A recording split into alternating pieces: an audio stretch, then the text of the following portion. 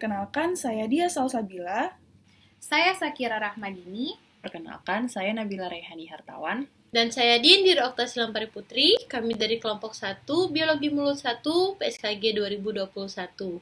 Kelompok kami membawa tema peranan obat herbal yaitu jahe terhadap infeksi rongga mulut.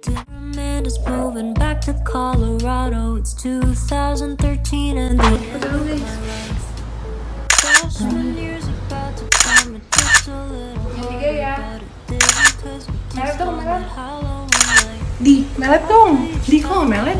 Biar kompak kan? Nggak sama, Di. Yuk, aku nggak apa-apa. Biar sama. Nggak mau, di lidahku ada putih-putih gitu. Mana nih? Coba lihat. Iya, coba lihat di mana di? Putih-putihnya. Wah iya bener Kak, ada putih-putihnya Kak. Telepon dokter Kak, putih-putih. Ya ampun. Oh, kalau itu sih namanya infeksi jamur Candida albicans ya. Ya bisa dikurangi dengan konsumsi obat herbal seperti jahe. Nah, untuk lebih lengkapnya simak video ini ya. Sebelumnya udah pada tahu belum apa itu jahe? Tentunya udah nggak asing lagi kan sama jahe. Jadi jahe itu diperoleh dari tanaman berwarna kuning dengan garis ungu dengan nama ilmiah Zingiber officinale. Nah, jahe ini adalah salah satu tumbuhan yang digunakan sebagai bahan mentah dalam pembuatan obat-obatan modern maupun tradisional. Nah, pada jahe ini terdapat banyak kandungan. Kandungan kimia aktif jahe yang potensial antara lain bisapolin, zingibrin, zingibrol, sesquipendrin, kurkumin, minyak atsiri, senyawa fenol seperti sogalol dan gingerol, dan senyawa lainnya seperti 6-dehydrogingerdiol, galanolakton, ginger sulfonic acid atau asam sulfonat jahe, zingeron, geraniol, nerol, monoaksil digalaktosil, gliserol, dan ginger glikolipid. Kandungan senyawa yang dihasilkan jahe tersebut umumnya dapat menghambat pertumbuhan patogen yang merugikan kehidupan manusia, seperti Candida albicans dan Staphylococcus aureus. Baiklah, selanjutnya saya akan menjelaskan mengenai penelitian yang sudah ada tentang jahe untuk infeksi rongga mulut. Jadi di sini ditemukan 3 penelitian. Yang pertama adalah jahe sebagai anti jamur. Jadi penelitian ini merupakan penelitian in vitro menggunakan ekstrak mouthwash jahe dengan cara mengukur zona hambat pertumbuhan jamur Candida albicans. Hasilnya menunjukkan terbentuknya zona hambat terhadap pertumbuhan Candida, meskipun pengaruhnya tidak sebesar zona hambat kontrol positifnya, yaitu nistatin. Selanjutnya penelitian yang kedua yaitu jahe sebagai antibakteri.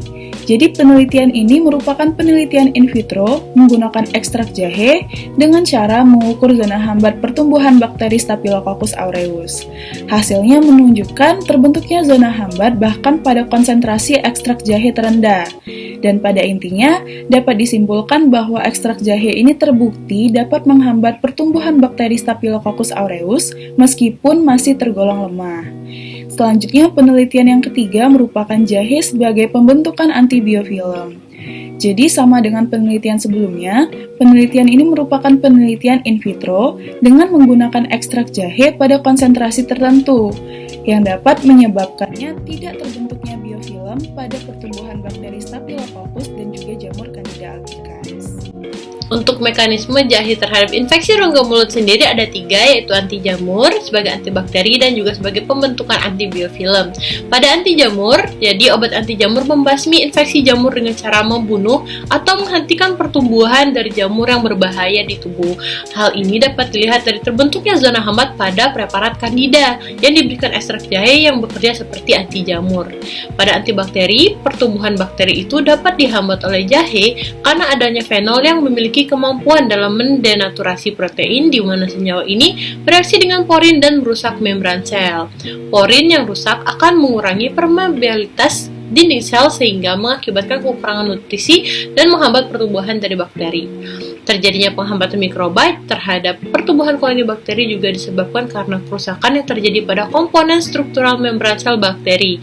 Membran sel tersusun atas protein dan lipid, sangat rentan terhadap zat kimia yang dapat menurunkan tegangan permukaan. Kerusakan membran sel menyebabkan terganggunya transfer nutrisi sehingga sel bakteri mengalami kekurangan nutrisi yang diperlukan bagi pertumbuhannya. Pada pembentukan antibiofilm, jadi ekstrak jahe bekerja dengan cara menghambat pembentukan biofilm, yaitu sekumpulan bakteri yang menempel pada suatu permukaan dan menghasilkan matriks yang digunakan untuk bertahan hidup. Dengan tidak terbentuknya biofilm, maka pertumbuhan bakteri dapat dicegah. Sejauh ini, beberapa bahan kimia telah digunakan untuk membantu mengobati infeksi jamur Candida. Salah satu contohnya yaitu Nystatin.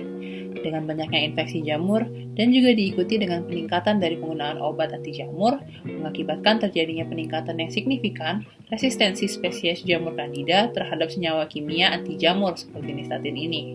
Nah, dalam penelitian lain juga dijelaskan bahwa penggunaan obat kumur kimia seperti Nystatin bisa menyebabkan berbagai efek samping, seperti contohnya iritasi pada rongga mulut, sakit perut, mual, muntah, dan juga ruam-ruam pada kulit. Tanaman obat herbal seperti jahe baru-baru ini banyak digunakan dalam pengobatan jamur, seperti contohnya kandidiasis.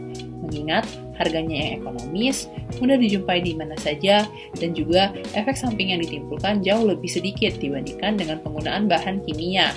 Sehingga hal ini menyebabkan bahan herbal seperti jahe banyak digunakan oleh masyarakat kita untuk membantu mengobati berbagai infeksi mikroba terutama jamur Candida albicans.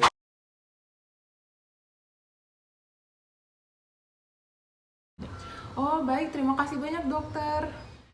Oh gitu ya kak, lega ya ternyata cuma minum jahe aja udah cukup. Iya. Alhamdulillah. Gak apa-apa ya Di.